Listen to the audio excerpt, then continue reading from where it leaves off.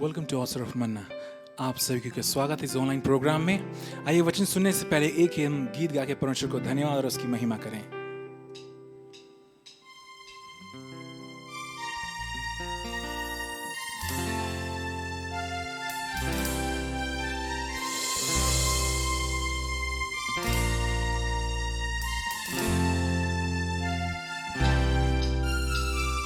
रूए पाक खुदावन आरुआ,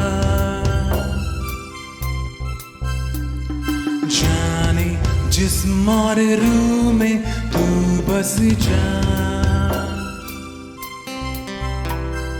रूए पाक खुदावन आरुआ,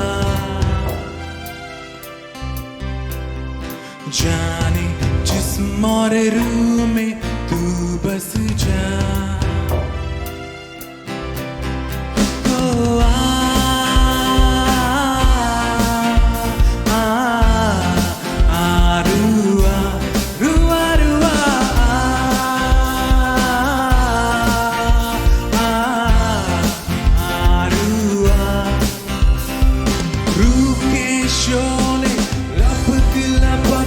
जब आते हैं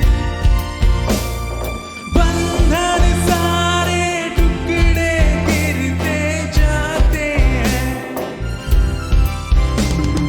रूह के शोले लपक लपक जब आते हैं, बंधन सारे टुकड़े गिरते जाते हैं।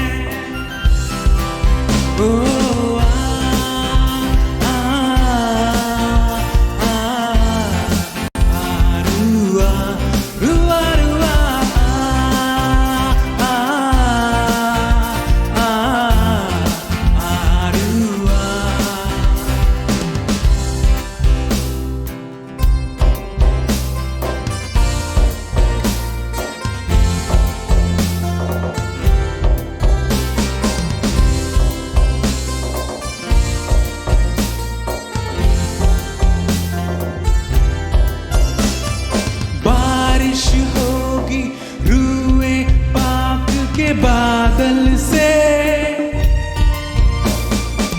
धुल जाएंगे मैले भी अंदर से। बारिश होगी रूए पाक के बादल से, धुल जाएंगे मैले भी अंदर से।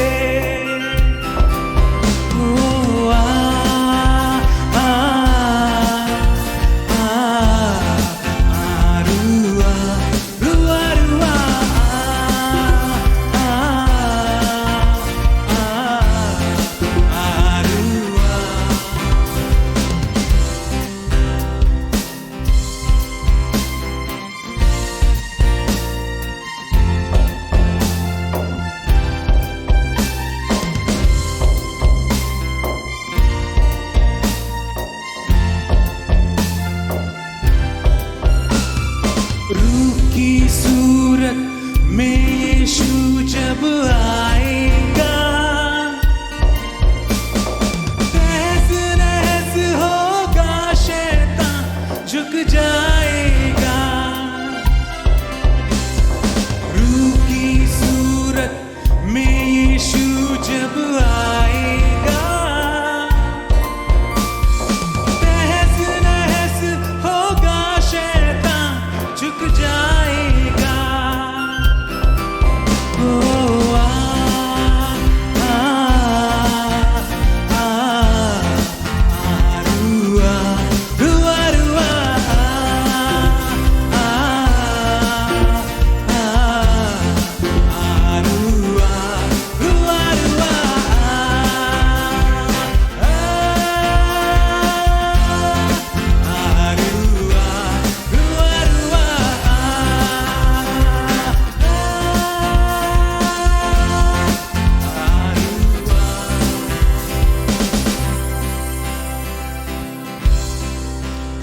सब अपनी आंखों को बंद करें, परमेश्वर को धन्यवाद दें। खुदावन धन्यवाद देते हैं इतना सुंदर समय और दिन के लिए लॉर्ड। हालेलुया।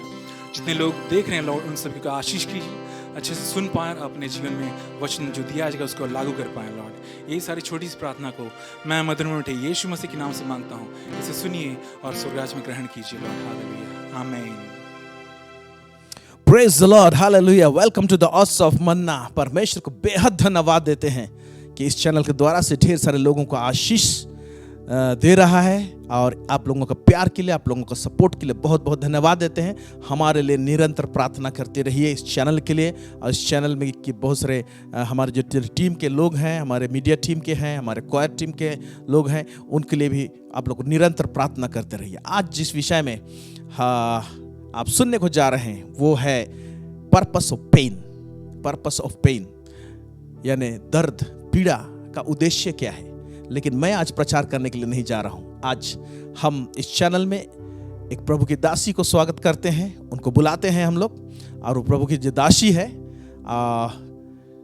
वो हमारे जीवन के लिए बड़े आशीष का कारण हुई है, क्योंकि वो हमारी धर्मपत्नी है, पास्टर अर्चना बेक।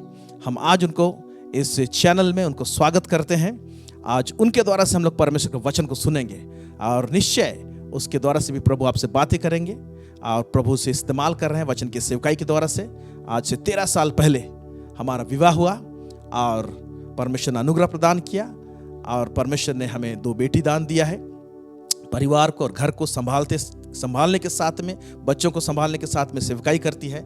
निश्चय आज उनके मुख से आप परमेश्वर के वचन को सुनेंगे। हम विश्वास करते हैं कि आप आशीषित होंगे, इसलिए आप उन्हें तालियों के साथ में स्वागत करें और उनके लिए भी दुआ करें, प्रार्थना करें। Thank you so much. Praise the Lord, hallelujah. प्रभु में प्यारे भाई बहनों, आप लोगों का स्वागत करते हैं ऑट्स ऑफ मन्ना चैनल में। कि आज परमेश्वर ने एक अवसर दिया कि आप लोगों के बीच में इस माध्यम से खड़े होने पा रही हूँ। प्रभु का धन्यवाद हो, और प्रभु का दास का भी धन्यवाद करती हूँ कि उन्होंने भी इस योग्य समझा और एक अपॉर्चुनिटी दिया कि आप लोगों के बीच में परमेश्वर के वचनों को लेके आने पाऊँ। प्रभु का धन्यवाद हो। आइए आज हम वचनों में जाने से पहले एक छोटी सी दुआ, एक प्रार्थना करते हैं। हालेलुया। धन्यवाद देते हुए परमेश्वर के पास में हम अपने सरों को झुकाएंगे। हालेलुया। वो धन्यवाद करते प्यारे परमेश्वर प्रभु राजा, हम धन्यवाद देते हैं आज के इस दिन समय के लिए प्यारे पिता। निश्चय तू भला परमेश्वर है, और तू जीवित रूप से अपने लोगों के बीच में कार्य करता है राजा। लॉर्ड पिता परमेश्वर, जब हम तुझे जीवित परमेश्वर के रूप में जानते हैं प्रभु पिता, लॉर्ड आज हम तेरा स्वागत करते हैं प्रभु जी। इस माध्यम के द्वारा प्रभु जी आज आप अपने लोगों से बात कीजिए लॉर्ड। प्रभु राजा आज यहाँ पर बोलने वाले प्रभु राजा मैं नहीं पिता परमेश्वर, परंतु आपका आत्मा हो प्रभु राजा। और तू ही पिता परमेश्वर प्रत्येक हर एक देखने सुनने वालों के जीवन में तू कार्य कर प्रभु राजा। होने दे प्रभु जी हर एक वो बात जो तेरी ओर से नहीं है प्रभु राजा, उसे हम यीशु मसीह के नाम से कैंसिल करते राजा। और यहाँ पे इस स्थान में पवित्र आत्मा परमेश्वर तेरे बातों को हम स्वागत करते राजा प्रभु, कि तू हमारे बीच में, तू हमारे द्वारा हो के प्रभु जी तेरे लोगों से बात कर राजा। यीशु मसीह के नाम से दुआ प्रार्थना मांगते Lord, amen amen. Praise the Lord. प्रभु का धन्यवाद हो कि प्रभु ने एक सुंदर अवसर दिया है। और आज जो मेरा ये विषय है, वचन जिस बातों में हम देखने जा रहे हैं वो है पीड़ा का उद्देश्य। हालेलुया। पीड़ा यानी कि दर्द, पेन जिसे हम कहते हैं। और ये निश्चय है कि आप में से हर कोई कभी ना कभी किसी न किसी प्रकार के एक दर्द, एक पीड़ा से होकर जरूर गुजरे होंगे। और चाहे वो शारीरिक पीड़ा हो, चाहे वो मानसिक पीड़ा हो, चाहे हृदय का वेदना हो, चाहे कोई भी प्रकार का दर्द हो, लेकिन निश्चय से ये बात निश्चय है हमारे बीच में ये हम जरूर कभी ना कभी एक दर्द, एक पीड़ा से होकर गुजरते हैं। तो आज उसी के विषय में मैं आप लोगों के बीच में कुछ बातों को रखना चाहती हूँ कि ये जो दर्द है, ये जो पीड़ा है, जो हमारे जीवन का एक भाग है जिसमें हम कभी ना कभी होकर गुजरते हैं। तो क्या ये दर्द या ये पीड़ा हमें कुछ सिखाता है? ये दर्द या पीड़ा का हमारे जीवन में कोई उद्देश्य है? क्या ये दर्द या पीड़ा जिसे हम अपने जीवन में महसूस करते हैं हमारे लिए कितना महत्वपूर्ण है? ये हमारे लिए ये क्या बातों को लेकर आता है, किन बातों को प्रकट करता है? क्या हम इन बातों को आज थोड़े समय के लिए गौर करेंगे? जरूर हम आज कुछ वचनों को देख के इन बातों को गौर करने की कोशिश करेंगे। पवित्र आत्मा जरूर सहायता करे कि हम इन बातों में आगे बढ़ने पाए। हालेलुया। आइए हम लोग सबसे पहले हम लोग एक वचन निकालेंगे जो हमें मिलेगा यशायाह की पुस्तक 43 का 2 में। यशायाह 43 का 2 में। जब तू जल में होकर जाए मैं तेरे संग संग रहूंगा, और जब तू नदियों में होकर चले तब वे तुझे न डुबा सकेगी। जब तू आग में चले तब तुझे आँच न लगेगी, और उसकी लौ तुझे न जला सकेगी। हालेलुया।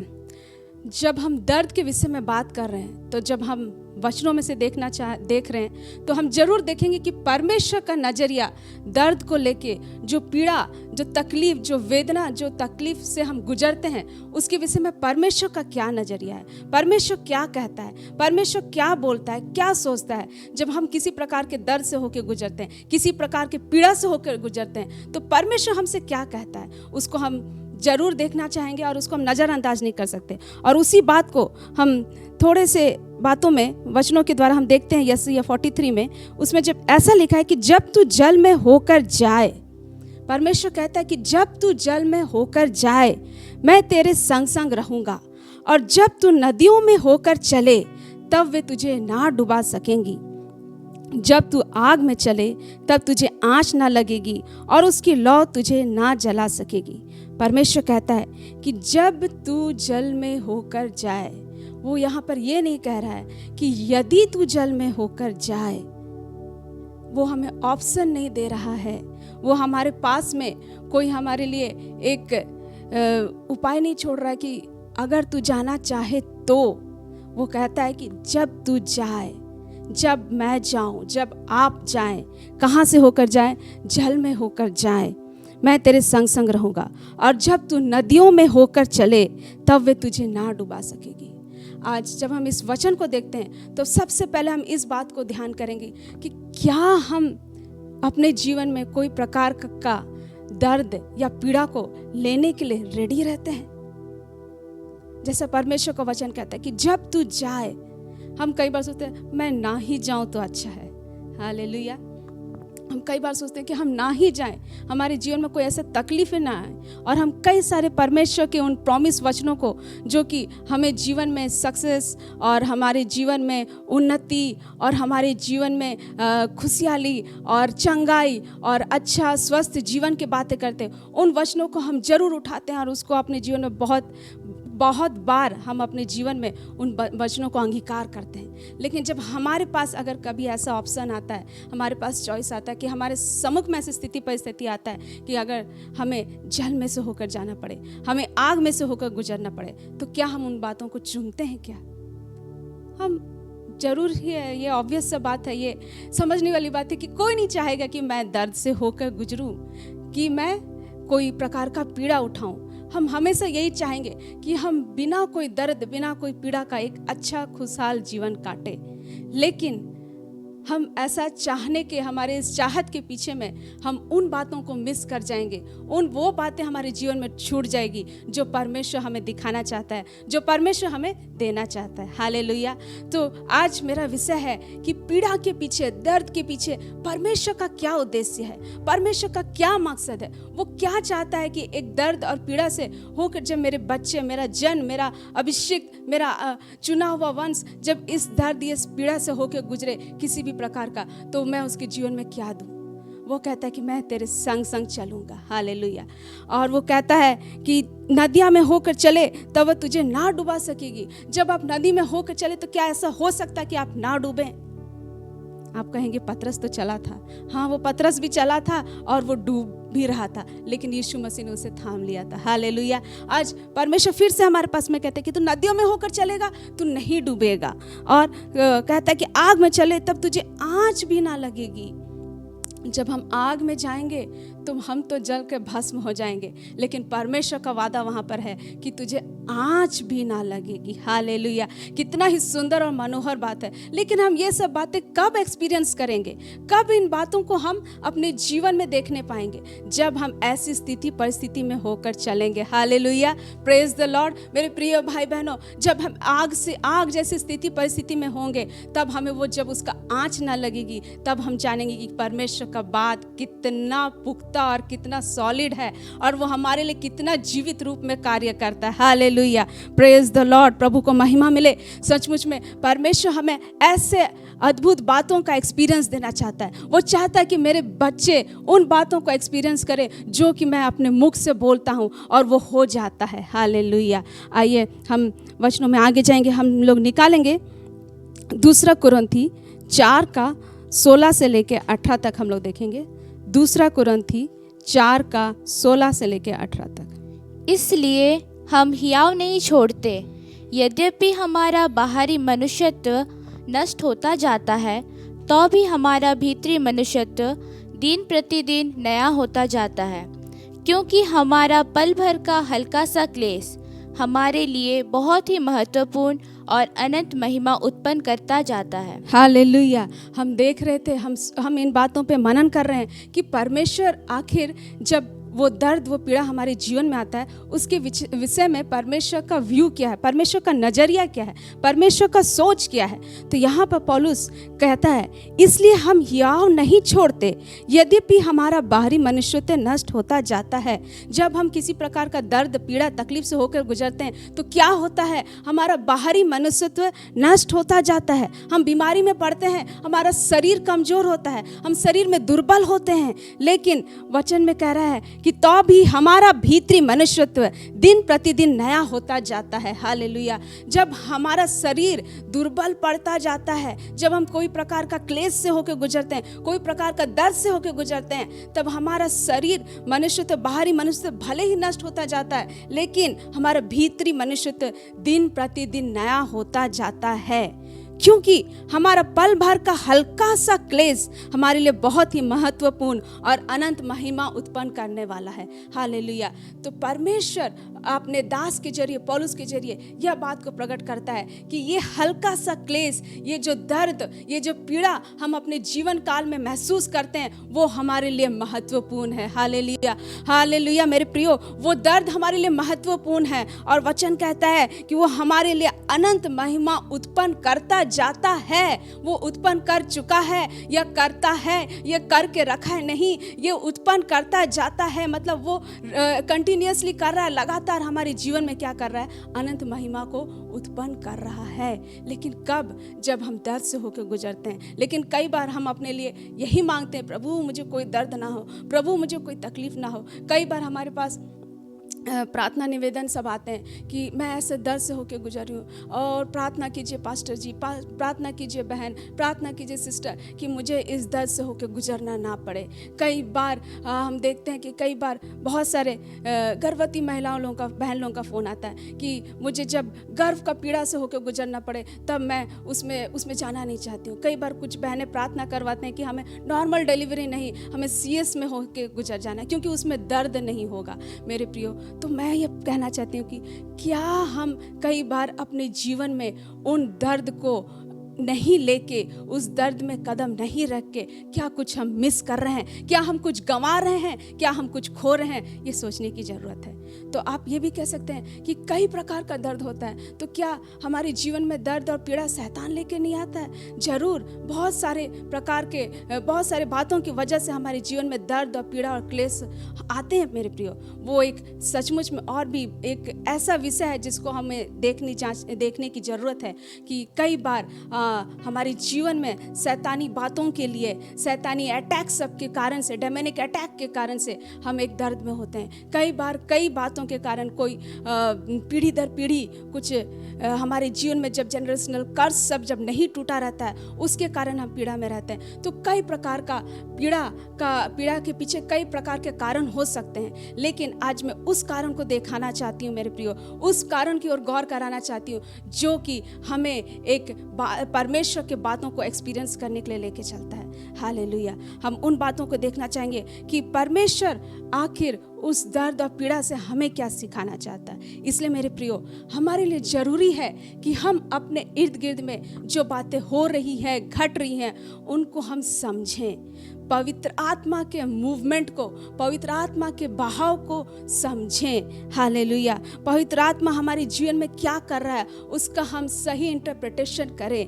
परमेश्वर का आत्मा हमारे जीवन में किन बातों को करना चाह रहा है उसका हम सही इंटरप्रिटेशन करें, उसको हम सही रूप से उसको हम अपने जीवन में समझने पाएं। इसलिए मेरा ये दुआ है कि आज जितने भी लोग आप लोग इस वचन को देख रहे हैं, इस प्रसारण को देख रहे हैं, मैं प्रार्थना करती हूँ कि आप लोगों के जीवन में पवित्र आत्मा वो समझ को आने दे कि आप अपने इर्द गिर्द होने वाली स्थिति, परिस्थिति, घटनाओं को जब उन बातों से होकर गुजरें तो उनको समझें कि वो किस कारण से हो रहा है और उसमें परमेश्वर क्या करना चाह रहा है और परमेश्वर क्या कहता है, उसको समझने पाए। आमेन, आमेन, हालेलुया। परमेश्वर का धन्यवाद देते हैं प्यारो कि आज हम इस बात को देखने पाएंगे कि हर एक दर्द, हर एक पीड़ा शैतानी नहीं हो सकता है।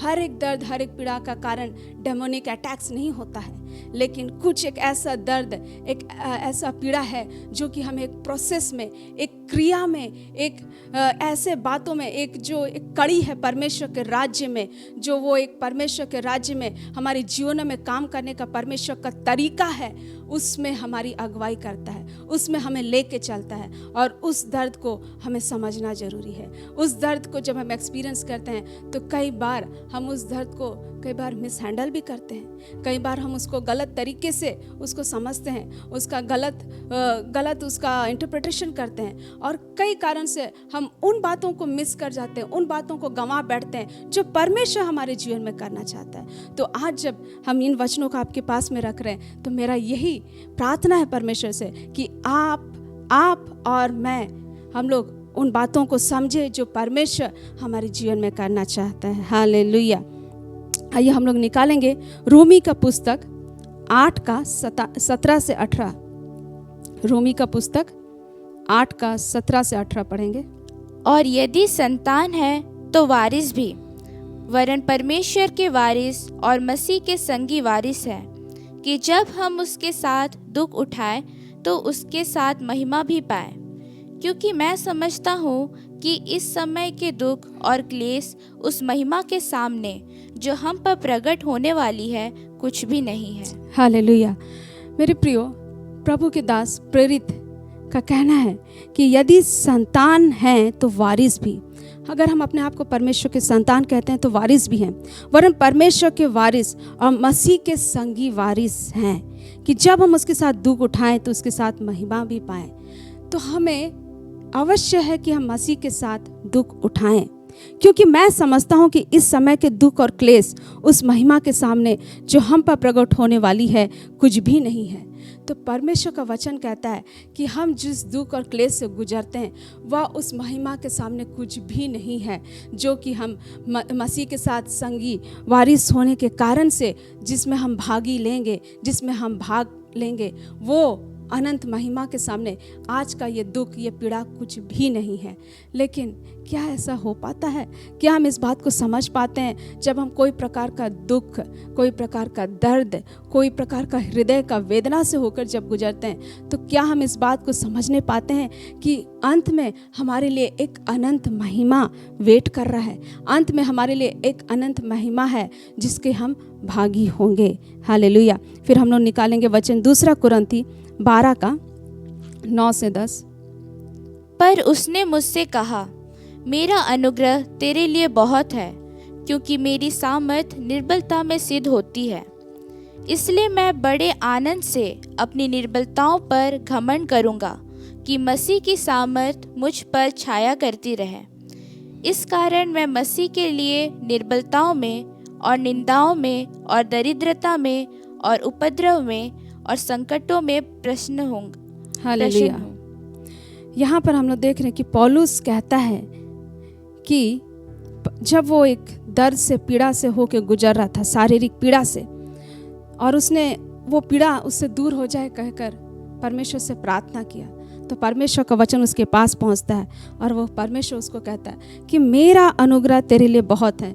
इस वचन को आप में से आप सभी को भली भांति जानते हैं कि परमेश्वर ने कहा कि मेरा अनुग्रह तेरे लिए बहुत है, क्योंकि मेरी सामर्थ निर्बलता में सिद्ध होती है। इसलिए मैं बड़े आनंद से अपनी निर्बलताओं पर घमंड करूंगा, कि मसीह की सामर्थ मुझ पर छाया करती रहे। इस कारण मैं मसीह के लिए निर्बलताओं में और निंदाओं में और दरिद्रता में और उपद्रवों में और संकटों में प्रसन्न हूँ, क्योंकि जब मैं निर्बल होता हूँ तभी बलवंत होता हूँ। हम कई बार इस वचन से होकर गुजरे हैं और इस बात को हम सब भली भांति जानते हैं कि परमेश्वर का अनुग्रह है जो कि हमारी निर्बलता में हमारा बल ठहरता है। तो मैं ये कहना चाहती हूँ मेरे प्रियो कि जब आप और मैं प्रभु के लोग, प्रभु के बच्चे, प्रभु के संतान होके कोई प्रकार का दर्द और पीड़ा से होकर गुजरते हैं तो वो समय होता है अनुग्रह का। हालेलुया। वो समय होता है अनुग्रह का। आप के जीवन में अगर कोई दर्द या पीड़ा से आप होकर गुजर रहे हैं जो कि परमेश्वर की मर्जी में है, जिसको परमेश्वर ने आपके जीवन में अलाउ किया है, परमेश्वर ने परमिशन दिया है कि वो दर्द या पीड़ा से आप होकर गुजरें, तो उस वक्त वो आपको अकेला नहीं छोड़ता है और एक अनुग्रह आपके संग संग चलता है। और उसी अनुग्रह के विषय में पौलुस कहता है कि मैं मसीह के लिए निर्बलताओं में और निंदाओं में, कैसे कैसे प्रकार के दर्द से वो होकर गुजर रहा है, निंदाओं में, दरिद्रता में, उपद्रवों में, संकटों में प्रसन्न हूँ। वो कहता है इन सारे स्थिति परिस्थिति में मैं प्रसन्न हूँ। हालेलुया। तो मैं कहना चाहती हूँ कि परमेश्वर का जो अनुग्रह है वो हमें हमारे दर्द, हमारी पीड़ाओं में हमारा बल ठहरता है। वो हमारे लिए एक ऐसा हमारे लिए अस्त्र और शस्त्र बन जाता है जिसके द्वारा से हम उन समयों में होके जाने पाते हैं। हालेलुया। हम लोग देखते हैं, हम लोग मरियम के जीवन में देखते हैं, जब परमेश्वर का दूत उसके सम्मुख में प्रकट होता है, वो आकर उसको कहता है कि अनुग्रह तुझ पर हुआ है। और हम देखने पाते हैं जब वो कहता है कि अनुग्रह तुझ पर हुआ है, तो क्या हम फौरन उसके जीवन में क्या देखते हैं? हम यही बात देखते हैं कि वो कुंवारी स्त्री होकर गर्भवती हो चुकी है, उसका शादी टूटने पे है, उसका विवाह टूटने पे है और शायद ही कोई उस पर विश्वास करेगा जब वो कहे कि मैं पवित्र आत्मा के जरिए गर्भवती हुई हूँ। Hallelujah, praise the Lord. क्या हम देख पाते हैं कि जब स्वर्गदूत उसे आके कहता है कि परमेश्वर का अनुग्रह तुझ पर हुआ है, तो उस वो अनुग्रह वहाँ पर उसको क्या हैंडल करने के लिए उसको उभार रहा है, वो अनुग्रह उसको क्या मदद दे रहा है? वो अनुग्रह उसको इन बातों का सामना करने के लिए मदद कर रहा है कि उसके सामने में निंदाजनक बातें आएंगी, उसके सामने में लोग उसको ऊपर उंगली उठाएंगे, उसका विवाह टूटने के कागार पे रहेगा, तब वो उस दर्द से कैसे उभरेगी, तब वो उस दर्द में कैसे गुजरेगी? वहां पर परमेश्वर का अनुग्रह उसको लिए चलेगा। हालेलुया। ओ हमारा परमेश्वर कितना ही विश्वास योग्य परमेश्वर है और कैसा ही भला परमेश्वर है जब वो कहता है कि मेरा अनुग्रह तुम्हारे लिए काफ़ी है। हालेलुया। हम और भी आगे देखेंगे कि कैसे परमेश्वर का अनुग्रह हमें कठिन स्थिति परिस्थिति में हमें सामना करना सिखाता है। हालेलुया। और जब हम पीड़ाओं का बात कहते हैं तो हम यूसुफ के जीवन को अनदेखा नहीं कर सकते हैं। आइए हम लोग यूसुफ के जीवन में से कुछ देखेंगे। हम लोग उत्पत्ति की पुस्तक में जाएंगे, उत्पत्ति 39 का 2 को देखेंगे। यूसुफ अपने मिस्री स्वामी के घर में रहता था और यहोवा उसके संग था, इसलिए वह भाग्यवान पुरुष हो गया। हाँ, हम सब यूसुफ की कहानी से परिचित हैं। हम सब वो बातों को जानते हैं, उस कहानी को जानते हैं, उस घटना को जानते हैं जहाँ पर यूसुफ अपने भाइयों के जरिए वो एक गड्ढे में फेंका गया था, फिर वहाँ से निकाल के वो बेचा गया और बेच जाने के बाद में फिर वो मिस्र में पहुँचा और मिस्र में वहाँ पर एक मिस्री फिरौन का हाकिम पोतीपर के घर में था। और ऐसे सब स्थिति परिस्थिति में यूसुफ जो है एक पीड़ा से होकर गुजर रहा है। क्या पीड़ा है? उसका पीड़ा है उसके भाइयों के द्वारा उसका त्यागा जाना, उसके भाइयों के द्वारा उसके ऊपर में इतना तकलीफ आना, और उस पीड़ा से होकर उभरा नहीं था, लेकिन उसके बाद में एक के बाद एक पीड़ा उसका पीछा कर रहा है। यहाँ पर लेकिन हम देख रहे हैं कि यूसुफ अपने मिस्री स्वामी के घर में रहता था और यहोवा उसके संग था, इसलिए वह भाग्यवान पुरुष हो गया। वचन बताता है कि विपरीत परिस्थिति के दौरान भी परमेश्वर उसके संग था और वह भाग्यवान पुरुष हो गया। हालेलुया। जब आगे को आप पढ़ेंगे तो आप देखेंगे कि वो अपने स्वामी के घर में किस रीति से फूल रहा था और नाना प्रकार का उसके ऊपर में जिम्मेवारियां थी और उन सब को वो पूरी भली भांति अच्छी रीति से निभाता जा रहा था। लेकिन ऐसे परमेश्वर उसके साथ जब संग होके चल रहा था, तब उसी समय में उस पर एक दाग भी आता है, उसके ऊपर में एक इल्ज़ाम भी आता है कि वो उसके स्वामी के पत्नी के साथ गलत काम को कर बैठा है, जबकि ये सत्य नहीं था और उसके ऊपर में झूठा आरोप लगाया जाता है। मैं कहना चाहती हूँ प्यारों कि किस प्रकार का दर्द से वो होकर गुजरा होगा जब परमेश्वर का वचन कहता है कि मैं तेरे संग, परमेश्वर उसके संग था और वो भाग्यवान पुरुष था और जिस काम में भी वो हाथ डालता था वो सफल ही कर देता था। लेकिन इसके बावजूद भी एक दर्द, एक पीड़ा, एक विपरीत परिस्थिति उसका पीछा कर रही है और इस परिस्थिति में परमेश्वर उसके जीवन में कुछ बनाना चाह रहा है। और वो क्या है, परमेश्वर उसके जीवन में क्या करना चाह रहा है। और हम आगे देखेंगे उत्पत्ति 40 का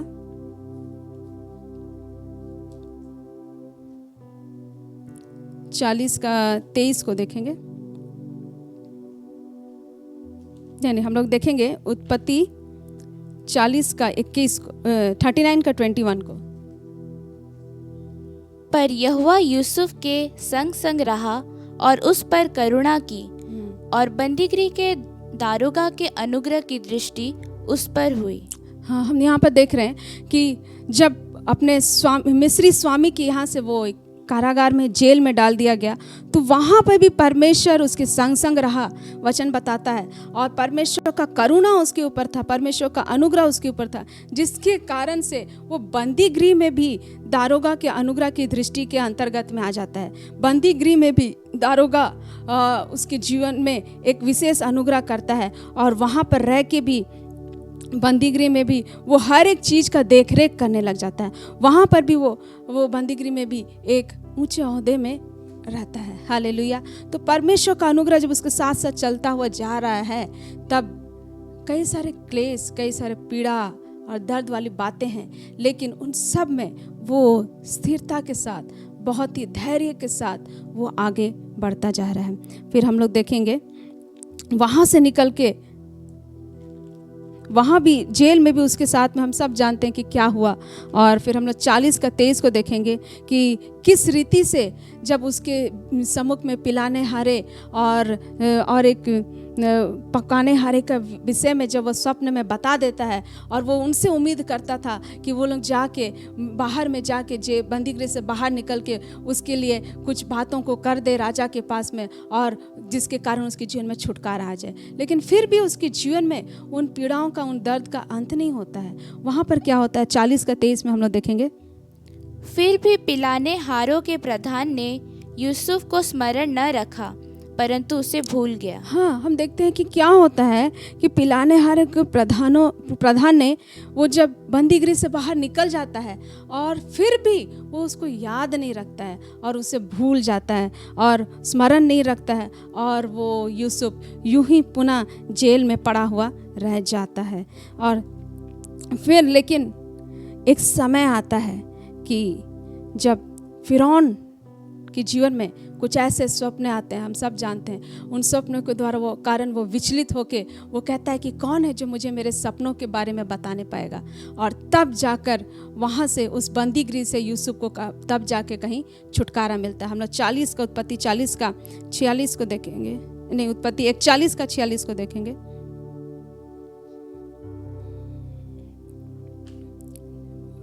उत्पत्ति 41 का 46 को देखेंगे। जब यूसुफ मिस्र के राजा फिरौन के सम्मुख खड़ा हुआ, तब वह 30 वर्ष का था। हालेलुया।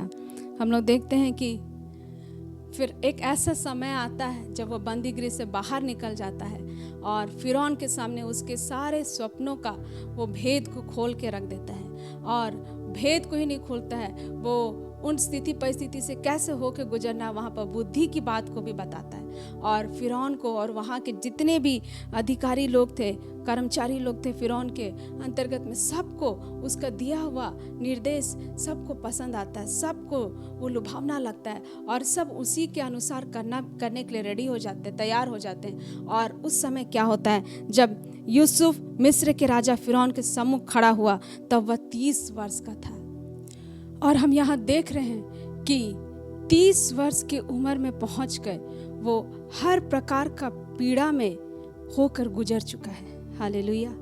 वो अपने भाइयों के द्वारा ठुकराया जा चुका था, वो अपने परिवार से, अपने पिता से अलग हो चुका था। वो उसके पास में वापस अपने पिता के पास जाने के लिए, अपने परिवार के पास जाके मिलने के लिए कोई जरिया नहीं था। वो जितनी भी ईमानदारी से काम कर रहा था वहाँ भी उसको बेईमान करार कर दिया गया था। और हम देख रहे हैं कि किस रीति से उसको इतने कम उम्र में, जब वो परमेश्वर का भय मानता हुआ चल रहा है, उसे एक रेपिस्ट का उसके ऊपर में इल्ज़ाम लग चुका है। हम देखने पा रहे हैं मेरे प्रियो कि जब परमेश्वर उसके संग संग चल रहा है तो कई प्रकार का पीड़ा से होकर गुजर रहा है, कई प्रकार के दुख से होकर गुजर रहा है। तो क्या इन बातों को देख के हम इस पर गौर कर सकते हैं कि जब हम पीड़ा और दर्द से होकर गुजरते हैं तो हम कैसे परमेश्वर के बातों का एक्सपीरियंस करें। हम यहाँ पर कैसे अब कहेंगे कि हम वो परमेश्वर के बातों को एक्सपीरियंस कर रहा था। हम कैसे जान सकते हैं कि परमेश्वर का ग्रेस को वो किस रीति से एक्सपीरियंस कर रहा था। लेकिन परमेश्वर उसके जीवन में काम कर रहा था। हालेलुया। परमेश्वर उसे बना रहा था, परमेश्वर उसे रेडी कर रहा था एक बहुत बड़े मिशन के लिए, एक बहुत बड़ा परमेश्वर का योजना के लिए। भले ही वो झुठलाया गया था, भले ही वो अपने भाइयों के द्वारा ठुकराया गया था, वो अपने परिवार से दूर हो चुका था, लेकिन परमेश्वर का योजना जो उसके जीवन में था वो मरा नहीं था मेरे प्रियो। हालेलुया। ओ परमेश्वर का योजना उसके जीवन में बरकरार था और उस दर्द और उस पीड़ा के बीच में वो कुछ परमेश्वर उसके जीवन में बना रहा था। और वो क्या बना रहा था, परमेश्वर उसके जीवन में क्या कर रहा था, हम बहुत सारी बातों को गौर कर पाएंगे जिससे कि हम अपने लिए भी सीख पाएंगे कि जब हम कोई प्रकार का दर्द से होकर गुजरते हैं तो परमेश्वर हमारे जीवन में करता क्या है।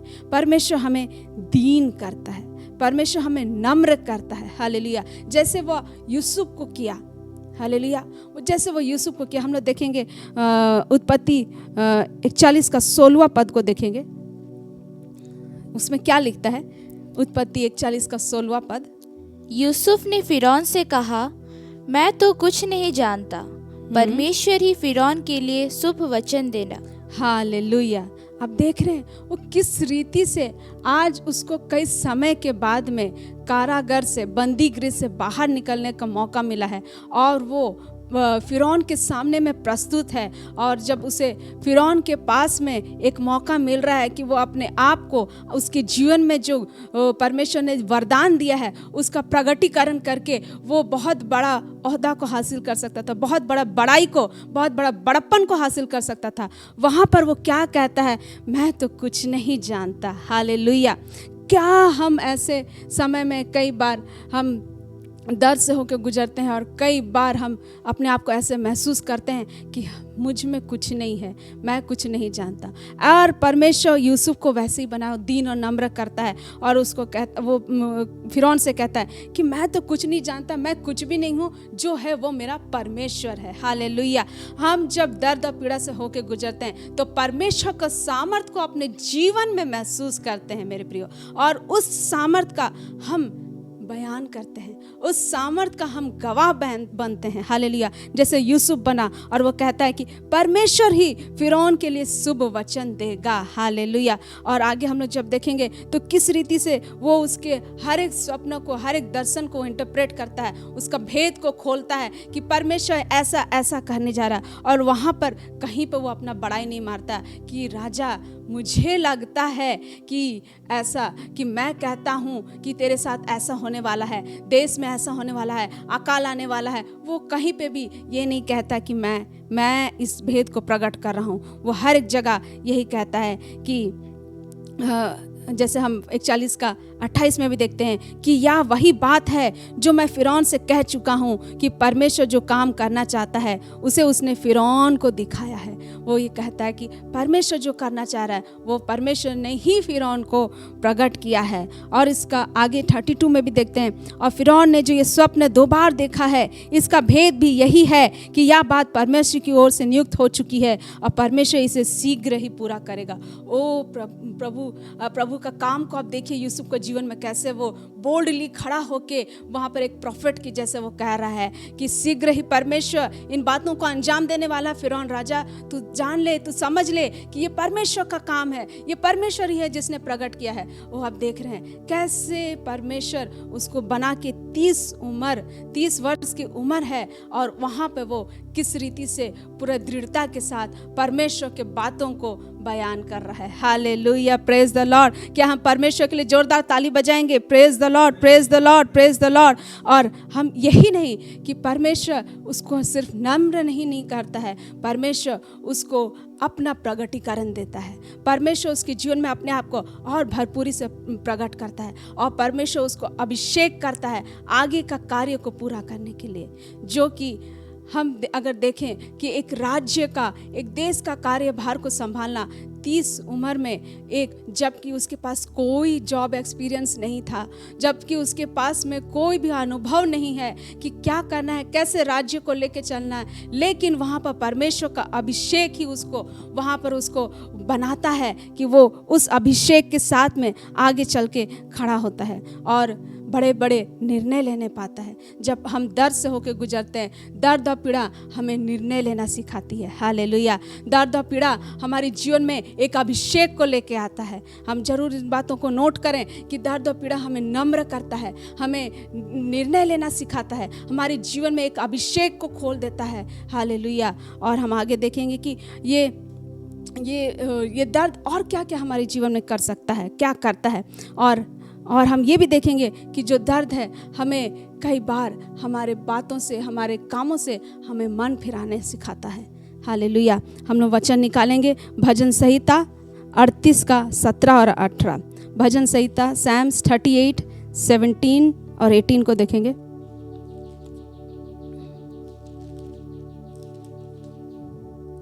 क्योंकि मैं तो अब गिरने ही पर हूँ और मेरा शोक निरंतर मेरे सामने है, इसलिए कि मैं तो अपने धर्म को प्रकट करूँगा और अपने पाप के कारण खेदित रहूँगा। हाँ, जो दर्द और जो पीड़ा है वो हमें कई बार अपने मन को फिराने के लिए हमें आग्रह करता है, क्योंकि जैसे वचन यहाँ पर लिखता है, क्योंकि मैं तो अब गिरने ही पर हूँ और मेरा शोक निरंतर मेरे सामने है, इसलिए कि मैं तो अपने अधर्म को प्रकट करूँगा और अपने पाप के कारण खेदित रहूँगा। ओ हालेलुया। कई बार हम बहुत सारे भूल में पड़े रहते हैं और जब हम एक दर्द और पीड़ा से होकर गुजरते हैं, हम निश्चय उस भूल, उस हमारी गलतियों को, उस दुर्बलता को देखने पाते हैं और उन बातों से हम मन फिरा के परमेश्वर के पास में आते हैं। और हम देखेंगे कि ये दर्द और पीड़ा हमारे जीवन में हमें डिसिप्लिन करता है, हमें अनुशासन में लेके चलता है, हमें ऐसा बनाता है जो बात परमेश्वर को भाता है उन्हीं बातों को करता है। हम लोग देखेंगे इब्रानी की पुस्तक में से इब्रानी 12 का 11 और 12 देखेंगे। वर्तमान में हर प्रकार की ताड़ना आनंद की नहीं पर शोक ही की बात दिखाई पड़ती है, तो भी जो उसको सहते सहते पक्के हो गए हैं, बाद में उन्हें चैन के साथ धर्म का प्रतिफल मिलता है। हालेलुया। वचन क्या कहता है कि वर्तमान में हर प्रकार की ताड़ना आनंद की नहीं पर शोक ही की बात दिखाई पड़ती है, तो भी जो उसको सहते सहते पक्के हो गए हैं, बाद में उन्हें चैन के साथ धर्म का प्रतिफल मिलता है। हाँ, हमें दर्द और पीड़ा हमारे जीवन में धर्म का प्रतिफल लेके आता है, लेकिन कब? जब उसको सहते सहते हम पक्के हो जाते हैं। पक्का होना मतलब क्या? पक्का होना मतलब हम एक तरीके से हम चूकने ना चूके इस कागार में हम जब आ जाते हैं, तब तक हमें एक दर्द और पीड़ा हमें बनाता जाता है।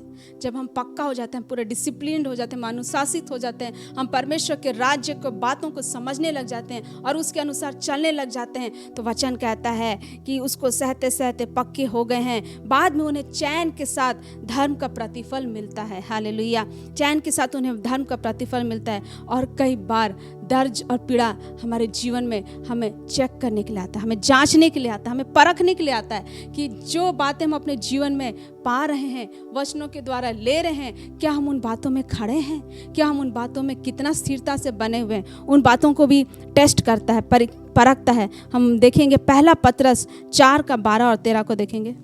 हे प्रियो, जो दुख रूपी अग्नि तुम्हारे परखने के लिए तुम में भड़की है, इससे यह समझकर अचंभा न करो कि कोई अनोखी बात तुम पर बीत रही है, पर जैसे जैसे मसीह के दुखों में सहभागी होते हो, आनंद करो, जिससे उसकी महिमा के प्रकट होते समय भी तुम आनंदित और मगन हो। हालेलुया।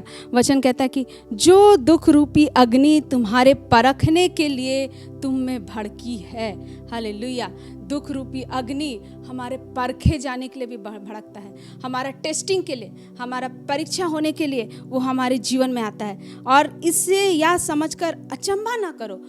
वचन कहता है कि तुम अचंभा मत करो, कि सरप्राइज मत हो जाओ कि कोई अनोखी बात हम पर बीत रही, कोई अद्भुत बात हो रहा है। ये इसको इस रीति से लेना है कि ये एक परमेश्वर का कार्य करने का तरीका है, ये एक पार्ट है, प्रोसेसिंग का एक पार्ट है। हम एक भाग, उस भाग में से होकर गुजर रहे हैं जिसमें परमेश्वर हमें टेस्ट कर रहा है, हमें परख रहा है, हमें बना रहा है और हमें एक आगे एक प्रमोशन की ओर लेके जा रहा है। तो जब जब हमारे जीवन में हम परखे जाते हैं, हम आगे के लिए, एक प्रमोशन के लिए हम अपने लिए द्वार को खोलते हैं। हालेलुया।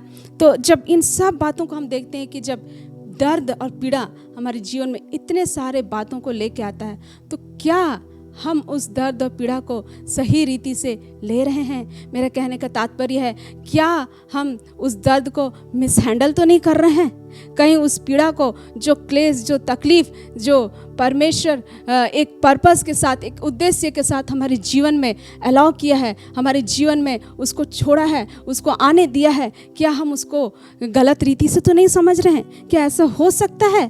क्या हम हमारे जीवन में आने वाले दर्द और पीड़ा को मिसहैंडल करें? हाँ, हो सकता है। हम उसको, इन बातों को वचनों से देखेंगे कि कई बार हम उस दर्द और पीड़ा को जो हमारे जीवन में आता है उसको कहीं गलत तरीके से तो नहीं ले लेते हैं। हम लोग निकालेंगे इब्रानी की पुस्तक 12:15 को देखेंगे। ध्यान से देखते रहो, ऐसा ना हो कि कोई परमेश्वर के अनुग्रह से वंचित रह जाए या कोई कड़वी जड़ फूटकर कष्ट दे और उसके द्वारा बहुत से लोग अशुद्ध हो जाए। हाँ, यहाँ पर वचन कह रहा है कि ध्यान से देखते रहो, ऐसा ना हो कि कोई परमेश्वर के अनुग्रह से वंचित रह जाए। मैं आपको पहले भी कह चुकी हूँ कि जब हम दर्द और पीड़ा से होकर गुजरते हैं, हम एक परमेश्वर के ग्रेस के अंतर्गत में रहते हैं। जितने भी प्रभु के बच्चे लोग हों, जब वो परमेश्वर के इच्छा के अनुसार वो एक दर्द और पीड़ा से होकर गुजरते हैं, एक ग्रेस, परमेश्वर के एक अनुग्रह उनके चारों ओर उनको कवर करके रखता है, उनके घेर के रखता है। लेकिन यहाँ पर वचन कह रहा है कि ध्यान से देखते रहो। मैं भी आपसे यही कहना चाहती हूँ कि हमें भी ध्यान देने की आवश्यकता है कि जो दर्द और पीड़ा परमेश्वर की मर्जी के अनुसार हमारे जीवन में आ रहा है, कहीं हम उसको मिसहैंडल तो नहीं कर रहे हैं, कहीं हम उसे समझने में चूक तो नहीं रहे हैं, कहीं हम उन भेदों को लेने में हम कहीं छूट तो नहीं जा रहे हैं जो परमेश्वर हमें देना चाहता है। वचन कहता है कि ध्यान से देखते रहो, ऐसा ना हो कि कोई परमेश्वर के अनुग्रह से वंचित रह जाए। हम परमेश्वर के अनुग्रह से कब वंचित रह जाएंगे? जब हम कोई दर्द और पीड़ा से होकर गुजर रहे हैं और वहां पर क्या हो रहा है, या कोई कड़वी जड़ फूट कर कष्ट दे। हालेलुया। ये कड़वी जड़ क्या है जो हमें परमेश्वर के अनुग्रह से वंचित करेगी? जब हम एक प्रकार का दर्द और वेदना से होकर गुजरते हैं। हम सब जानते हैं कि शारीरिक दर्द से बढ़कर कई बार हमारे लिए क्या होता है, हृदय का दर्द। हमारे जवान बच्चे लोग बहुत जानते होंगे कि कैसे हृदय का दर्द कितना तकलीफ देता है। हालेलुया। हम जानते हैं कि हमारे बड़े लोग, हमारे बुजुर्ग लोग, हमारे हम उम्र लोग, सब हम लोग समझते होंगे कि जो हृदय का वेदना है वो शारीरिक दर्द, शारीरिक चोट से कहीं ज़्यादा बढ़कर होता है कि नहीं? होता है मेरे प्रियो। हम लोग, शरीर का चोट कई दिनों में सूख जाता है, ठीक हो जाता है, लेकिन दिल में, हृदय में जो चोट और वेदना रहता है वो कई बार ठीक नहीं होता है। और कई बार जब वो ठीक नहीं होता है तो उसमें क्या होता है, कई बार उस हृदय में वो वेदना एक कड़वाहट को, एक कड़वी जड़ की नाई फूट पड़ता है। क्यों? क्योंकि परमेश्वर का जो उद्देश्य था उस दर्द के पीछे हम उसको मिस कर जाते हैं और हम औरों को कई बार नाना प्रकार की स्थिति परिस्थिति को और लोगों को हम उस दर्द के लिए जिम्मेवार ठहरा देते हैं। और जब हम ऐसा करते हैं तो हम क्या होता है, हमारे हृदय में एक प्रकार का कड़वाहट उठ खड़ा होता है, एक कड़वी जड़ फूट निकलता है और हम सोचते हैं कि आज मैं जो दर्द हुआ है, आज जो मैं चोट खाई हूँ, उस भाई के कारण मैं वो चोट खाई हूँ, उस बहन के कारण मैं चोट खाई हूँ, और वो कड़वी जड़ हमारे अंदर पनपने लग जाता है। कई बार हम इस रीति से भी उस दर्द को समझने में भूल कर बैठते हैं, जब हम अपने आप के ऊपर में सेल्फ पिटी करने लग जाते हैं, हम अपने आप के ऊपर में तरस खाने लग जाते हैं। जब हम कोई प्रकार का दर्द और पीड़ा से गुजरते हैं तो हम बहुत ही दुखी और बड़े ही तरस के साथ अपने आप को देखने लग जाते हैं। हमें लगने लगता है मेरे तरह कोई और इस दर्द से होके नहीं गुजरा होगा, मेरे साथ जो हुआ वो किसी और के साथ नहीं हुआ होगा, मैं सबसे ज़्यादा दुख में हूँ, मैं सबसे ज़्यादा तकलीफ़ उठा रहा हूँ। ऐसे नाना प्रकार के भावनाओं से हम अपने आप को ऐसा दबाते हैं और परमेश्वर को योजना को, परमेश्वर को उस अनुग्रह को मिस करने लग जाते हैं, उस अनुग्रह से हम वंचित होने लग जाते हैं मेरे प्रियो। तो हमें ध्यान देने की आवश्यकता है कि जो दर्द पीड़ा परमेश्वर एक मकसद, एक उद्देश्य के तहत हमारे जीवन में परमिट किया है, आने दिया है, वो दर्द को हम अपने ऊपर तरस खा के हम अपने ऊपर अपने आप को और बहुत ही अच्छी रीति से अपने आप को बड़े कुलीन करके अपने आप को पूरा सबसे दुनिया में सबसे बड़ा दुखी मनुष्य मानकर ना चले मेरे प्रियो, क्योंकि इस दर्द के पीछे परमेश्वर का एक मकसद है। हालेलुया। वहाँ पर हम लोग वचनों में देखेंगे 2 कुरिन्थी 7:8-11 में, कई बार हम जो दर्द से होकर गुजरते हैं और उस दर्द में जो कड़वाहट हमें अपने इर्द गिर्द में लोगों के प्रति में आ जाता है, वो हमें परमेश्वर के बातों से वंचित करने लग जाता है, वो हमारे जीवन में पवित्र आत्मा के उपस्थिति को चुराने लग जाता है, वो हमारे जीवन में हमारा शांति को डिस्टर्ब करने लग जाता है। आप जांचिए, आप परखिए, जब आप दर्द में होके जा रहे हैं तब क्या आप शांति महसूस कर रहे हैं? क्योंकि जब परमेश्वर के द्वारा जो एक उद्देश्य पूरा होना रहता है और जब आप दर्द से होकर गुजरते हैं तब वहाँ भी परमेश्वर का शांति आपको बहुतायत से लेके चलता है मेरे प्रियो। ये मेरा खुद का एक्सपीरियंस है और आप जितने भी प्रभु के अन्य दासों से आप बात करेंगे, पूछेंगे, उनके गवाहियों को सुनेंगे, आप जरूर देखने पाएंगे जब जब वो दर्द से गुजरे होंगे, जब जब वो परमेश्वर के मर्जी में अपने आप को दीन किए होंगे और एक कष्ट से होकर गुजरे होंगे,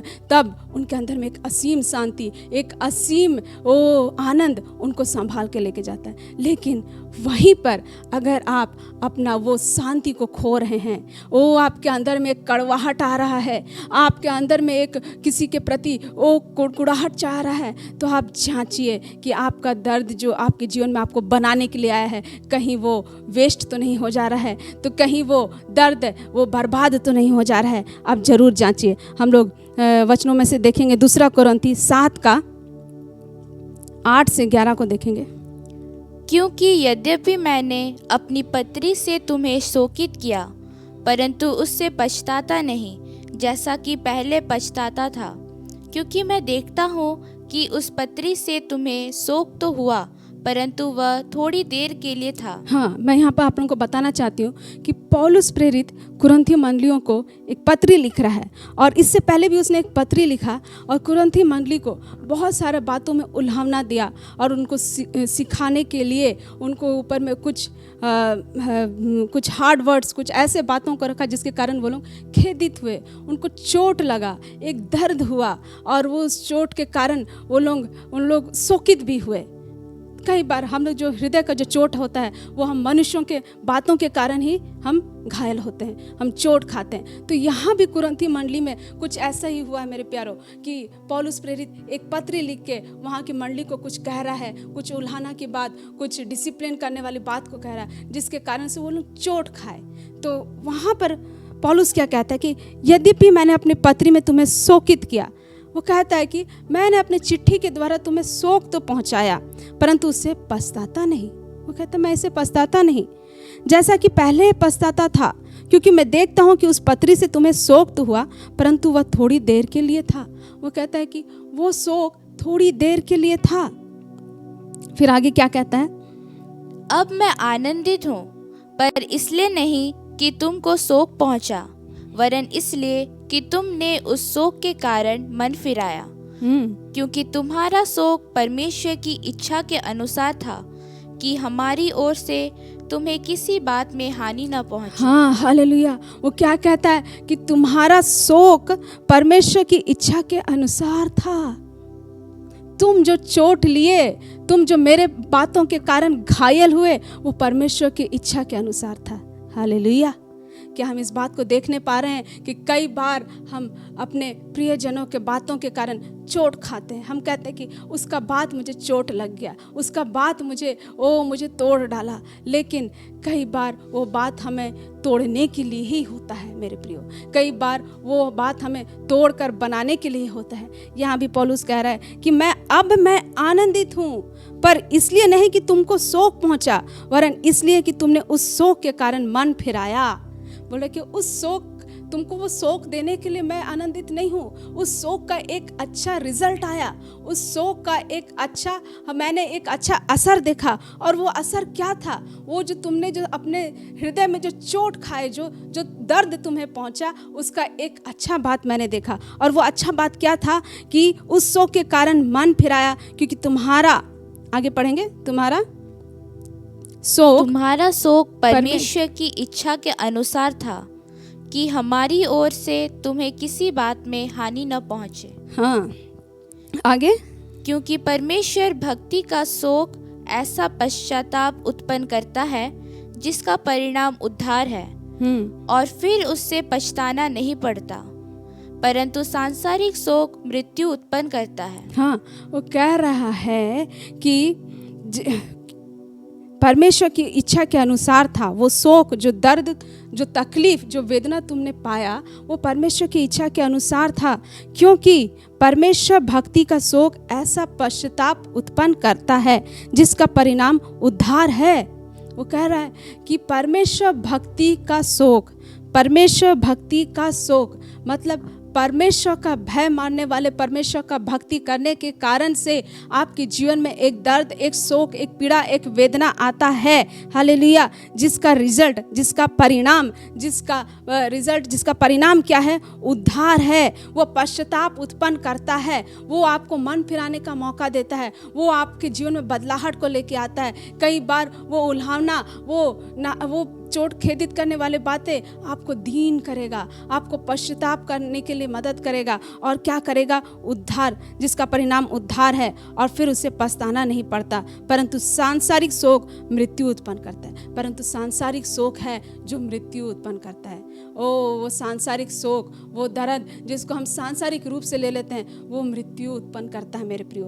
वो दर्द, वो कड़वी जड़ के नाई हमारे जीवन में फूट पड़ता है, और वो परमेश्वर की उपस्थिति को हमारे जीवन से काटता जाता है। वो जड़ वो फूटता है, और धीरे धीरे वो पौधे में पनपता है, और धीरे धीरे वो बढ़ता जाता है, और हमारे जीवन में परमेश्वर की उपस्थिति को काटता जाता है। जब हम दर्द से होकर गुजरे, चेक करें, जांचें कि ये दर्द आपको परमेश्वर का प्रसन्नता में, परमेश्वर के बातों में लेके चल रहा है, या आपको कुंठित करके रख रहा है। वो परमेश्वर की ओर से आने वाला दर्द को यूं ही ना गंवाए, उसको मिसहैंडल ना करे, उसको गलत तरीके से ना उसको लेके चले। उसमें आप अपने आप को दृढ़ करें कि परमेश्वर यहाँ पर आपको क्या सिखाना चाहता है।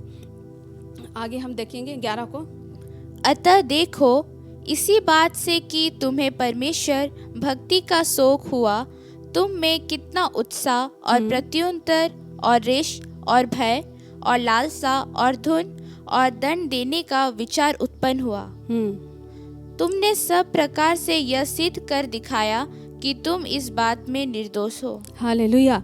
फिर वो वहाँ पर पौलुस कहता है कि इन सब का रिजल्ट जो हुआ, इन सब का जो परिणाम हुआ, वो क्या है? तुम खुद ही देखो कि तुम में कितना उत्साह आ गया है। शायद पहले वो निरुत्साह थे, तुम्हें कितना उत्साह आ गया है, और प्रत्युत्तर और रीस और भय। यहाँ पर रीस जो शब्द है वो रीस, यहाँ पर जब हम लोग इंग्लिश बाइबल देखते हैं तो वहाँ पर दिया है कि एक ऐसा प्रकार का क्रोध जो कि हानि नहीं करता है लेकिन एक भलाई को लेके आता है। तो मैं जब सोची कि क्या ऐसा प्रकार का भी क्रोध हो सकता है जो हानि ना करे, भलाई को भी लेके आए। हाँ, हो सकता है। वचन बता रहा है कि परमेश्वर भक्ति का शोक तुम में क्या लेके आया है? उत्साह लेके आया है, प्रत्युत्तर लेके आया है। प्रत्युत्तर मतलब किसी बात का उत्तर देने के लिए आपको काबिल बनाया है, कुछ सवालों का उत्तर देने का काबिल बनाया है। और रीस और भय और लालसा और धुन और दंड देने का विचार उत्पन्न हुआ। रीस यानी कि हम देखते हैं यीशु मसीह भी एक समय में जब क्रोधित हुआ और वो मंदिर के बाहर में जो व्यापारी लोग बैठे थे उसको पूरा वहाँ से हटा देता है। और हम देखते हैं कि वो क्रोध जो वहाँ पे उठा था वो किसी हानि का नहीं था, लेकिन उस क्रोध के कारण वो वहाँ पर कुछ चीज़ों को सजा रहा था और वहाँ पर ठीक ठाक किया। तो वैसा क्रोध यहाँ रीस जो दे रहा है वो उसका मतलब ये है कि एक ऐसा क्रोध, एक ऐसा आपके अंदर में जलन जो परमेश्वर के लिए उत्साह जो उठेगा वो एक भलाई को लेके आएगा, वो करेक्शन को लेके आएगा, वो आपके जीवन में कुछ बातों को ठीक ठाक करेगा। हालेलुया। तो इन बातों को द्वारा हम लोग देखें कि परमेश्वर के द्वारा आने वाला जो दर्द और पीड़ा है वो हमारे जीवन में जब अगर हम उसको गलत रीति से ले लें तो हम परमेश्वर के बातों को गंवा सकते हैं। इसलिए हमें ध्यान देने की आवश्यकता है कि हमें कैसे उस दर्द को लेना है। तो अब सवाल उठता है, तो हम इस ऐसे दर्द के समय में करें क्या? जब इस प्रकार के दर्द और पीड़ा और वेदना खासकर हृदय का दर्द से होकर जब गुजरते हैं तो हम करें क्या? पौलुस, हम उसी खंड में देखेंगे 7:4 में देखेंगे, 2 कुरिन्थी 7:4 में देखेंगे। मैं तुमसे बहुत हियाव के साथ बोल रहा हूँ, मुझे तुम पर बड़ा घमंड है, मैं शांति से भर गया हूँ, अपने सारे क्लेश में मैं आनंद से अति भरपूर रहता हूँ। हाँ, तो क्लेश में हमें क्या रहना है, कैसे रहना है? पौलुस कहता है कि मैं शांति से भर गया हूँ, अपने सारे क्लेश में मैं आनंद से अति भरपूर रहता हूँ। हालेलुया। वो कहता है मैं आनंद से अति भरपूर रहता हूँ। ऐसे समय में मुझे कोई प्रकार का मेरे जीवन में कोई प्रकार का दर्द का जिस दर्द से होकर गुजर रहा है उसका कोई छाप नज़र नहीं आ रहा है। वो बोल रहा है कि मेरे अंदर में क्या है? आनंद की भरपूरी है, शांति का भरपूरी है। आप सोच रहे होंगे क्या ये पॉसिबल है? क्या ये मुमकिन है कि दर्द से होके गुजरने के टाइम में हम एक प्रकार का भरपूरी, आनंद का भरपूरी में जाएं? और ये परमेश्वर कहता है यस, ये मुमकिन है। हाँ, ये संभव है। हम लोग और भी एक वचन देखेंगे, हम लोग पढ़ेंगे 2 कुरिन्थी 4:8 से देखेंगे हम लोग। 2 कुरिन्थी 4:8 से, हम चारों ओर से क्लेश तो भोगते हैं पर संकट में नहीं पड़ते। हाँ, क्या बात कर रहा है पौलुस? हम देखेंगे हम चारों ओर से क्लेश तो भोगते हैं पर संकट में नहीं पड़ते। हम सोचेंगे ये तो असंभव सी बात है कि चारों ओर से क्लेश है लेकिन हम पर संकट नहीं पड़ा। फिर आगे क्या कहता है? निरुपाय तो हैं पर निराश नहीं होते, सताए तो जाते हैं पर त्यागे नहीं जाते, गिराए तो जाते हैं पर नष्ट नहीं होते। हालेलुया। सचमुच में वो ऐसा एक्सपीरियंस को बता रहा है, वो दर्द और पीड़ा का ऐसा एक्सपीरियंस को बता रहा है जिसमें वो कहता है कि हम निरुपाय तो हैं, हमारे पास कोई उपाय तो नहीं है, लेकिन हम निराश नहीं हैं, हम होपलेस होके नहीं हैं। आपके पास कोई उपाय नहीं होगा। शायद आज आप ऐसे तकलीफ से होकर गुजर रहे होंगे, ऐसा दर्द से होकर गुजर रहे होंगे जहाँ पर आप सोच रहे हैं कि मेरे पास आगे क्या करूँ? इस लॉकडाउन और इस कोरोना के कारण से मेरे पास कोई नौकरी नहीं है, मेरे पास जीविका के लिए मेरे पास कोई आधार नहीं है, मैं क्या करूं? मैं कैसे जीऊं? मैं कैसे परिवार को लेकर चलूं?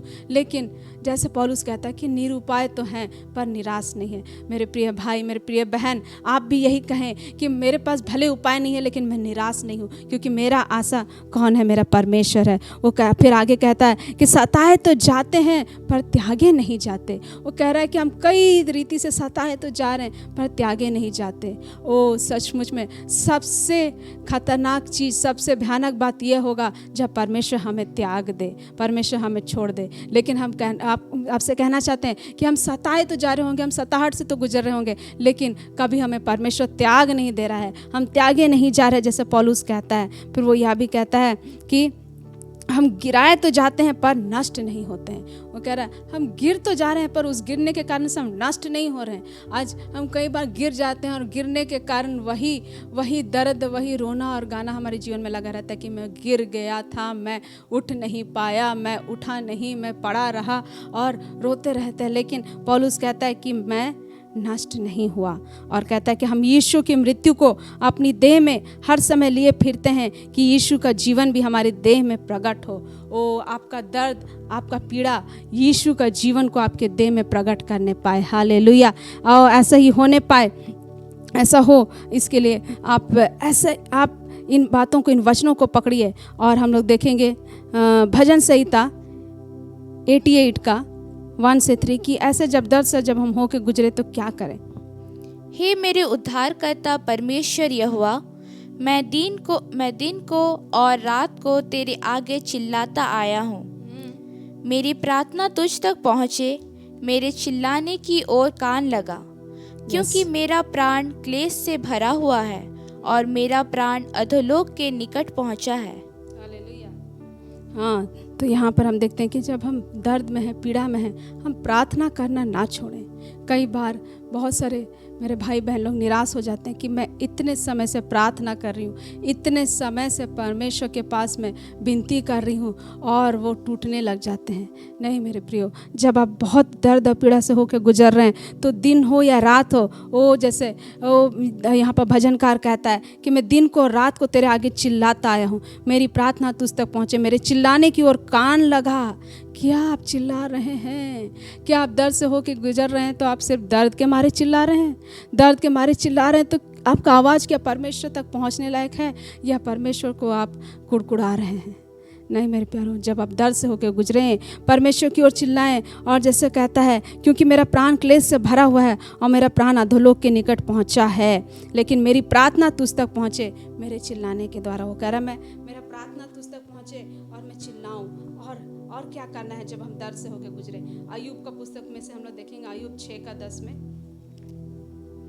यही मेरी शांति का कारण होता, वरन भारी पीड़ा में भी मैं इस कारण से उछल पड़ता, क्योंकि मैंने उस पवित्र के वचनों का कभी इनकार नहीं किया।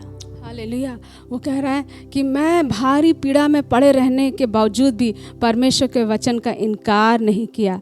कई बार हम इतना दर्द, इतना पीड़ा से होकर गुजरते हैं कि हम परमेश्वर के वचनों को एक साइड में रख देते हैं। परमेश्वर का वचन सिर्फ गिरजा घरों में सुनने के लिए ठीक है, लेकिन मेरे तकलीफ़ में वो कुछ काम का नहीं मेरे प्यारों, ऐसा ना करें। जब आप दर्द से और पीड़ा से होकर गुजरें, परमेश्वर के वचन को और भी ज़्यादा प्रेम करें, और भी ज़्यादा उससे पकड़ ले, और भी ज़्यादा उसको थाम ले।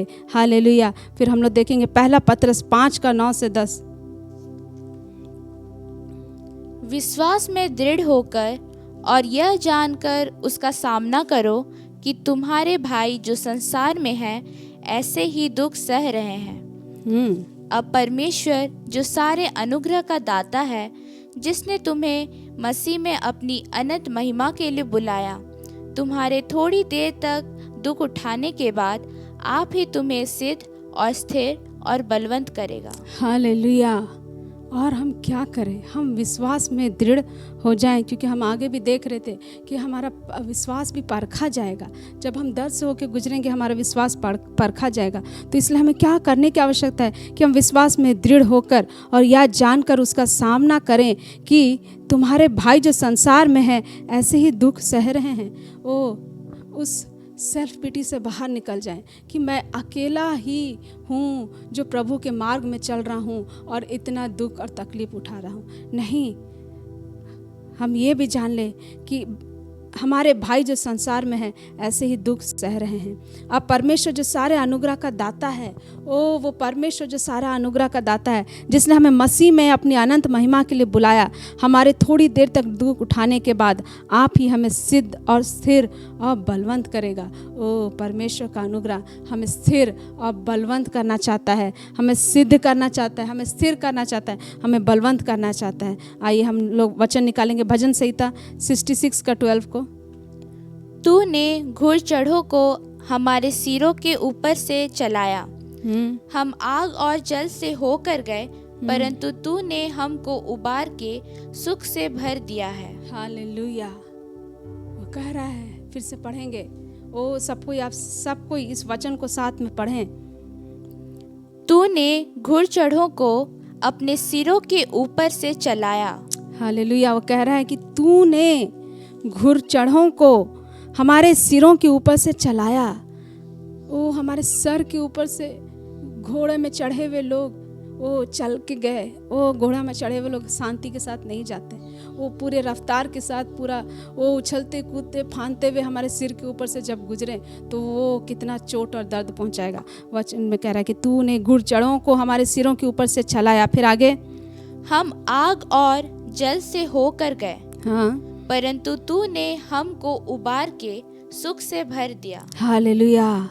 हम आग से भी होके गए, हम जल से भी होकर गए, परंतु परमेश्वर ने जो यशायाह में वो जो वादा हमें दिखाया उसके अनुसार वो कहता है कि ओ हम इन सब से होकर गए, परंतु तूने हमको उबार के सुख से भर दिया। हालेलुया। ओ परमेश्वर हमें वो सुख से भर दिया जो हम जिसका वो उल्लेख कर रहा था, जिसका वो वर्णन कर रहा था कि अगर तू नदियों में से होके जाए, यदि तू आग में से होके चले, ओ तुझे आँच भी ना लगेगी। और उन्हीं बातों को देखिए परमेश्वर किस रीति से हमारे जीवन में पूरा करना चाहता है। इसलिए मेरे प्रिय भाई बहनों, मैं आपसे कहना चाहती हूँ कि परमेश्वर वो बड़ा कार्य आपके जीवन में करना चाहता है। परमेश्वर चाहता है कि आप जो दर्द और पीड़ा इन दिनों में, और ये अवश्य है कि अंत के दिनों में वो पीड़ाओं का आरंभ हो जाएगा मेरे प्रियो। वो नाना प्रकार के दर्द से हम होके गुजरेंगे। तो आपको ज़रूरत है, मुझे ज़रूरत है कि हम प्रिपेयर हो जाएं, हम रेडी हो जाएं कि इन सब के बीच में हम परमेश्वर के वचन को थाम लें, परमेश्वर की गति को बूझने के लिए, वो समझने के लिए हम अपने आप को रेडी कर लें, ताकि परमेश्वर वो हमें जिस प्रकार की पीड़ा से लेके जाना चाहता है और उसमें हम परमेश्वर के भेद को और समझना चाहें, समझने पाएँ। कई बार तो हम अपने ही इर्द गिर्द में छोटे बड़े दुख और पीड़ा से उभरने नहीं सकते हैं, हम उन सब को वो हैंडल करने नहीं पाते हैं। तो संसार में आने वाली पीड़ाओं को हम कैसे हैंडल करेंगे? हमें चाहिए कि हमारे इर्द गिर्द में जो स्थिति परिस्थिति है, हमारे इर्द गिर्द में जो छोटे छोटे थोड़ा सा क्लेश, वो थोड़ा देर का क्लेश, थोड़ा समय का दुख जो है, हम उसमें जय प्राप्त करें, और वो परमेश्वर के अनुग्रह के द्वारा और परमेश्वर के बातों के वचनों के द्वारा ही हो पाएगा। इसलिए आपको और मुझे आवश्यकता है, जरूरी है कि हम इस समय परमेश्वर के बातों को थाम लें, परमेश्वर को उस अनुग्रह को हम अपने जीवन में व्यर्थ ना जाने दें मेरे प्रियो। इसलिए आइए हम परमेश्वर से प्रार्थना करेंगे इस समय कि परमेश्वर आपको और मुझे और हमारे प्रिय हर एक उन भाई बहनों को इन क्लेश के दिनों में, इन पीड़ाओं के आरंभ के समय में वो अनुग्रह दे जिसको थाम के हम आनंद और प्रसन्नता के साथ आगे बढ़ें। परमेश्वर इस वचनों के द्वारा आप सबों को आशीषित करें। आइए हम प्रार्थना करेंगे, अपने आँखों को बंद करें, अपने हृदय को परमेश्वर की ओर लगाएं। निश्चय परमेश्वर एक भला परमेश्वर है। ओ हम तेरा धन्यवाद करते हैं प्यारे पिता प्रभु राजा, क्योंकि तू भला परमेश्वर होके हमारे बीच में राज्य करता है राजा। लॉर्ड सचमुच पिता परमेश्वर, ओ तू हमें जब जल में से जब हम होकर चले तो हम डूबेंगे नहीं, हम नदियों में से होकर जाए तब हमारी कोई हानि ना होगी, जब हम आग में से होकर जाए तो हमको कोई आँच ना लगेगी। इस वचन के अनुसार तो ऐसे ऐसे एक्सपीरियंस हमें देना चाहता है लॉर्ड पिता परमेश्वर। ओ प्रभु राजा, इस समय हम दुआ प्रार्थना करते हैं तेरे लोगों के लिए प्रभु जी, ओ तेरी कलीसिया के लिए प्रभु राजा, कि ऐसे समयों के लिए तू इनको रेडी कर प्रेमी परमेश्वर, ताकि प्रभु राजा आज जो तकलीफ, जो शारीरिक दर्द और मन का हृदय का वेदना से होकर गुजर रहे हैं प्रभु जी, उसमें ये लोग हार ना माने प्रभु जी, ये लोग निरुत्तर ना हो जाए प्रभु जी, ओ इनका विश्वास ठंडा ना हो जाए, परंतु पिता परमेश्वर ऐसे समय में प्यारे पिता तेरे बातों को थाम लेने पाए और प्रभु राजा वो तेज दौड़ में दौड़ने पाए, तेजी से दौड़ने पाए प्रभु राजा, वो रफ्तार पकड़ने पाए जो रफ्तार तू हमें देना चाहता है लॉर्ड पिता परमेश्वर। ऐसे समयों को पहचानते हुए पिता परमेश्वर ओ प्रभु राजा तेरी मर्जी को अपने जीवन में बहुत तायत से लेने पाए प्रभु राजा, ऐसा हम घोषणा करते हैं लॉर्ड प्रभु राजा। आज जितने भी भाई बहनों ने इन वचनों को सुना है प्रभु राजा, उनके जीवन में पिता परमेश्वर ओ प्रभु राजा तेरी मर्जी ओ तेरा योजना डिस्टर्ब ना हो प्रभु राजा, परंतु स्थापित हो जाए और तू उन्हें सिद्ध कर, उन्हें स्थिर कर और उन्हें खड़ा कर प्रेमी परमेश्वर, ताकि प्रभु राजा तेरे बातों को अंजाम दे राजा। ओ हम तेरा धन्यवाद करते प्यारे परमेश्वर, धन्यवाद करते राजा प्रभु जी। दुआ प्रार्थना हम यीशु मसीह के नाम से मांगते हैं लॉर्ड गॉड, आमेन आमेन।